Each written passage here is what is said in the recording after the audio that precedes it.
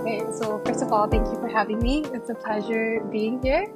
My name is Alicia. I graduated high school from GIS in Jakarta and then in 2021, and then I continued my studies in UPenn in Philadelphia, and I'm in the batch of 2025, which I'm realizing now is a bit old. I actually first I first applied as material science and engineering, with a focus in like nanotechnology in terms of medicine. That's why all of my publications so far has been in nanotechnology in terms of like medicine, pills, and like nanogels. But then I realized that nanotechnology is very applicable to a lot of other fields, and I wanted it to be mainly bio. So I actually changed my major second year into bioengineering in UPenn, and I am now continuing that, finishing that, and then trying to take an accelerated master's program in that.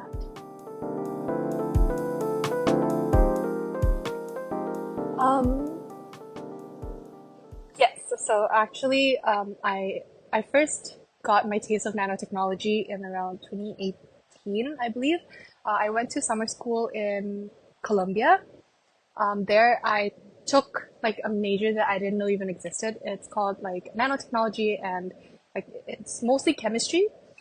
So I took that course for like the duration of my summer, and there I was introduced to nanotechnology, and I didn't know what it was. And then it's basically about atoms that you can barely see with your eyes in the nanoscale. So it's like really, really small atoms, and how we can make new materials basically from those atoms.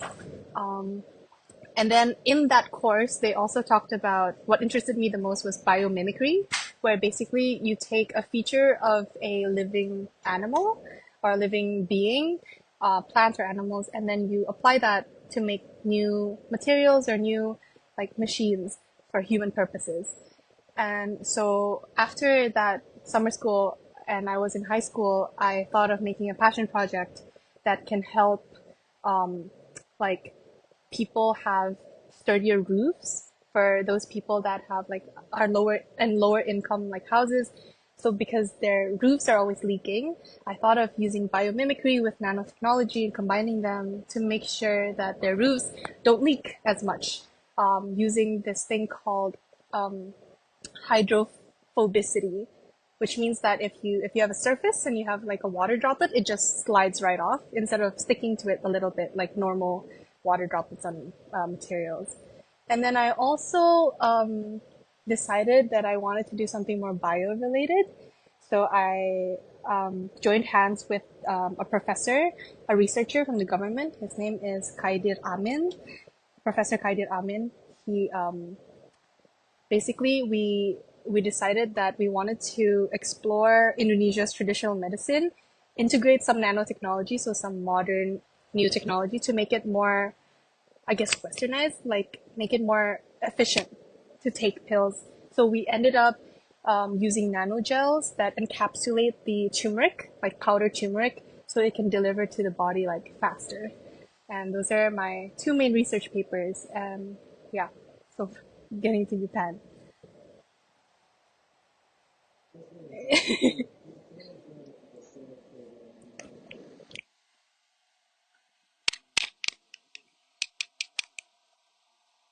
No, so I honestly thought I was getting into biochem until I heard about nanotechnology, and yeah, it's pretty interesting. I think it's a fairly new major too, and it's expanding, so I think it's worth um like researching more on.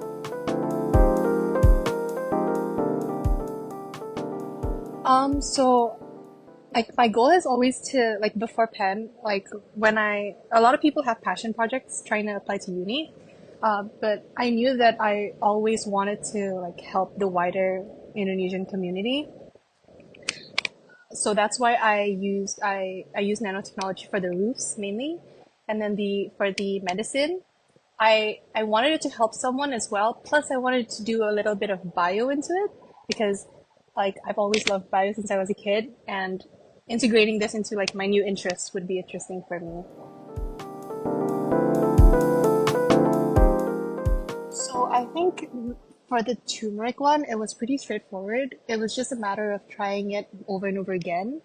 But I think in terms of the hydrophobicity for the roofs, there was this one chemical that existed in like US for sure, but it was it I think it was illegal in Indonesia actually. So we had to, I'm not so sure why, but we had to find an alternative for it. Um, yeah, so we ended up searching on the internet, like what other chemicals could replace it, along with like the help of the professor, of course, and we ended up like doing like a viable substitution. So I'm so glad for that.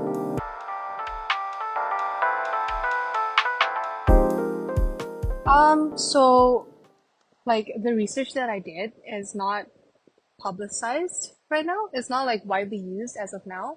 But I have like in Indonesia, nanotechnology is almost non-existent because I think we have a lot of other things we want to tackle before diving into making things more efficient with nanotechnology because that's what it does. So like the solutions I presented are probably not going to solve a lot of the problems we have, the dire problems in Indonesia as of now. But because we are a developing country and we're developing really quickly, I feel like there haven't been any solutions that I have researched for yet. So those are very novel research interests, but obviously like we have a lot of things to tackle before that. So right now there are no other competing like ideas for the research that I feel like I presented, but there are other things that I feel like the government want to focus on as per like what my researcher said. Yes. But in the US though, I think there are a few companies that are also doing the same thing right now.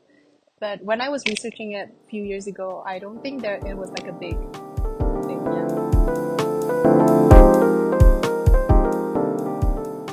Yeah, so for the hydrophobicity, it actually doesn't just apply to roofs. You can spray it on anything and it will become hydrophobic. Like any material you put on, it will become hydrophobic, which means the water won't stick at all.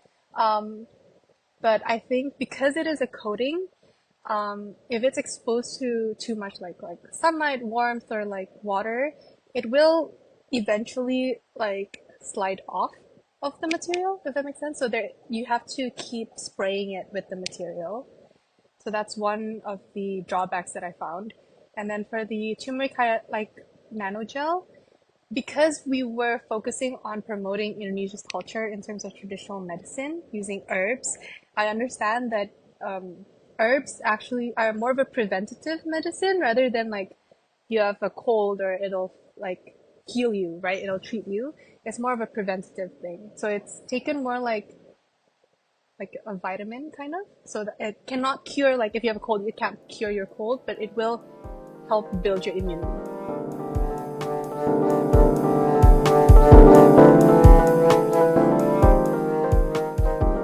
Yeah, so basically every material has a tendency for water to stick on it or like any liquid. Like if you see like a water droplet on any material, it won't be like a perfect circle from the side. It'll actually be kind of an oval because water has a tendency to stick onto materials. Um, but then if you want to make a surface like if you have, it's like I think the best use case as of now is like if you have sneakers and you want, like when it's raining you don't want the water to ruin your sneakers, people have this like spray that they put on it that makes the water slide off completely. It's called hydrophobicity. Hydro means water and phobic means like repellent, so it's like water repellent. So it will, yeah, it'll make the material have tiny spikes if you see it from like a nanoscale, and that prevents the water from sticking to the surface. So it'll just roll off, basically. Um, and I think I took inspiration from like a lotus leaf. It has wax on it that makes sure if you see on the internet the images, like the water is in the shape of a perfect circle, and if you tilt it a little bit, it'll completely slide off without wetting the surface at all. So that was my inspiration. That was my like train of thought.